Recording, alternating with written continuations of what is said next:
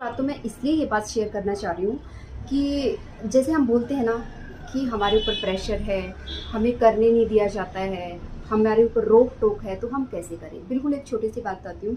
जब मैं अपनी बता रही हूँ कि मैं 9th स्टैंडर्ड में थी, तब से मैं मुझे उपवास करती थी मैं, लाइक मंडे का उपवास करती थी, नवरात्रे करती थी उस टाइम पे। तो उस टाइम पे जैसे मैंने करना स्टार्ट किया, तो मेरे घर में ज़्यादा पूजा-पाठ होती नहीं थी। तो पेरेंट्स बोलते थे नहीं करना, नहीं करना, लेकिन मैं ज़िद पे अड़ जाती थी कि मुझे तो करने ही है, करने ही है। और धीरे-धीरे करके पहले मैं खुद तैयारियाँ करती थी, उसके बाद मेरे पेरेंट्स भी इन्वॉल्व होने लगे कि हाँ, नवरात्रे आ रहे हैं, मुकेश नवरात्रे करती है, ये नवरात्रे करेगी, चलो ये जगह रेडी कर देते हैं, इस टाइम पे यहाँ पे चौकी लगेगी। तो धीरे-धीरे करके चीज़ें ठीक हो गई। जैसे ही शादी हुई उसके बाद भी मैं सेम चीज़ें करती थी, तो फिर वहाँ पे मुझे मना किया गया कि नहीं करने के। हालाँकि उसके पीछे रीज़न जो था वो वैलिड था, लॉजिक था, उसके पीछे मैं मना नहीं कर रही हूँ।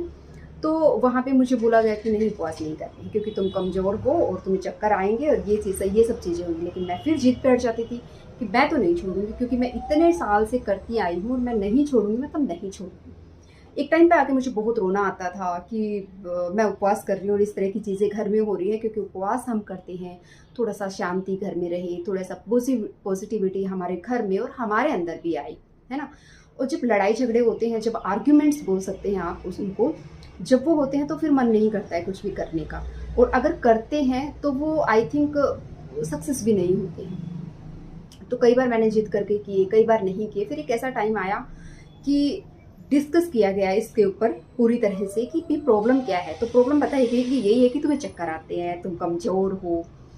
तो मैंने बोला कि मुझे ऐसा फ़ील ही नहीं होता है, ख़ासकर नवरात्रों में मुझे फ़ील ही नहीं होता है कि मुझे भूख लगी है, मुझे कुछ खाना है या मैंने खाना नहीं खाया है, ऐसा मुझे फ़ील ही नहीं होता था। तो फिर मैंने सामने वालों को समझाया अच्छे से। काफ़ी टाइम लगा, काफ़ी साल लगे इन चीज़ों को होने में। तो फिर उन्हें समझ आया कि हाँ, ठीक है, नहीं करनी चाहिए। कई बार मैंने स्किप भी किए इस जदोजहद में कि चलो नहीं करते हैं, ऐसे उपवास मुझे नहीं करने हैं।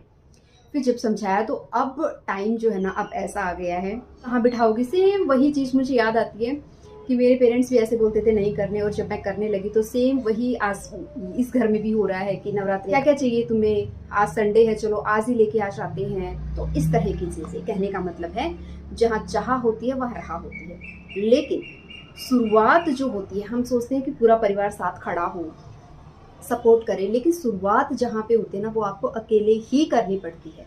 और जब करना आपको है तो आपको धीरे-धीरे करके सामने वाले को समझाना पड़ता है कि अब टाइम ऐसा आ चुका है कि हम हस्बैंड वाइफ दोनों नवरात्रों के उपवास करते हैं। नो के नो। तो देखिए कैसे टाइम चेंज होता है।